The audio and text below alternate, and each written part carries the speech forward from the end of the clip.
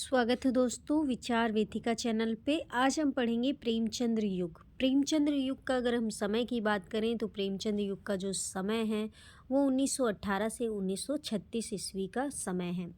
ठीक है। अगर बात करें प्रेमचंद्र के जन्म की तो प्रेमचंद्र का जो जन्म है का जन्म 1880 में हुआ। जन्म हुआ था 1936 में इनकी मृत्यु हुई थी। इनके मूल नाम की बात करें तो प्रेमचंद्र का जो मूल नाम है वो धनपत राय था।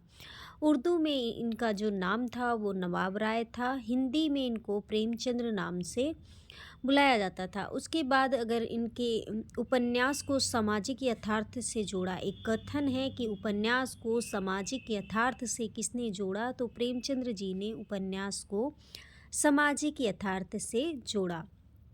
आगे बात करें, कथन है, मैं उपन्यास को मानव चरित्र का चित्र मात्र मानता हूँ। मानव चरित्र पर प्रकाश डालना और उसके सदस्यों को रहस्यों को खोलना ही उपन्यास का मूल तत्व है। ये कथन इम्पोर्टेंट है, पेपर में आया हुआ था तो इसलिए मैंने इस कथन को लिख लिया। ये प्रेमचंद्र जी का कथन है।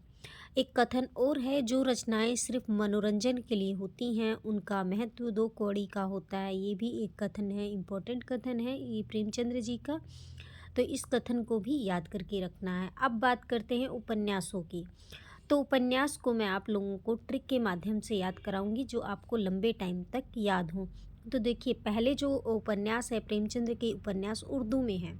ठीक है, उर्दू में उपन्यास थे, इन्हें खुद प्रेमचंद्र जी ने हिंदी में रूपांतरित किया है। ठीक है, तो पहला इनका उपन्यास है असरारे मवादित। ये उपन्यास इनका 1903 में लिखा गया था, 1903 से 5 तक में।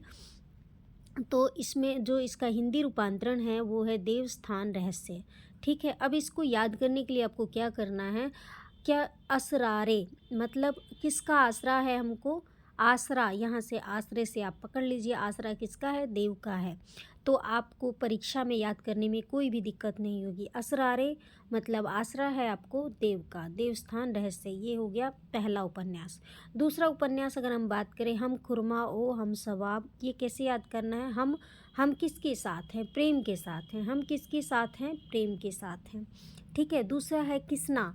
अब भगवान कृष्ण जी क्या करते थे, मक्खन का गबन करते थे। भगवान कृष्ण क्या करते थे, मक्खन का गबन करते थे। तो जो किसना उपन्यास है प्रेमचंद्र जी का, ये हिंदी में रूपांतरण हुआ है गबन नाम से। तो जब भी आपको पेपर में ये चीज़ दिखाई देगी तो आपको बिल्कुल एकदम अच्छे से याद हो जाएगा। उसके बाद इनका अगला उपन्यास है जलवाए इशरार। जल जाते हैं लोग जब हमको वरदान मिलता है। जब किसी को भी वरदान मिल जाता है तो लोग क्या हो जाते हैं, जल जाते हैं। ये अगला उपन्यास आपको ट्रिक के माध्यम से याद हो गया है। अगला है बाजार ए हुस्न।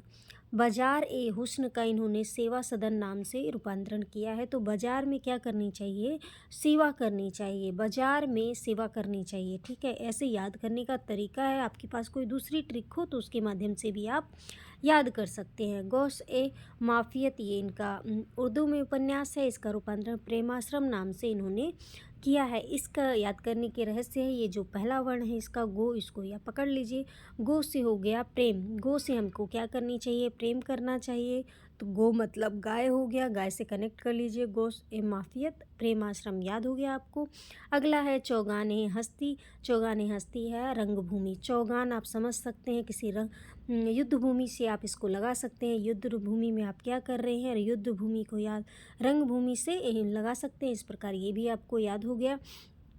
अगला एक प्रेमचंद्र को उपन्यास सम्राट की संज्ञा किसने दी थी, तो ये देखिए शरत चंद्र चट्टोपाध्याय जी ने प्रेमचंद्र को सम्राट की संज्ञा दी थी, उपन्यास सम्राट की संज्ञा। अगला पहला उपन्यास इनका कौन सा था, तो उर्दू में जैसा कि हमने पहले भी बात की 1903 में पहला उपन्यास असरारे मवाबित इनका उर्दू का पहला उपन्यास था जिसको प्रेमचंद्र जी ने लिखा। आपको ये वीडियो कैसी लगी आप लोग कमेंट करके ज़रूर बताएँ। सभी लोगों का धन्यवाद।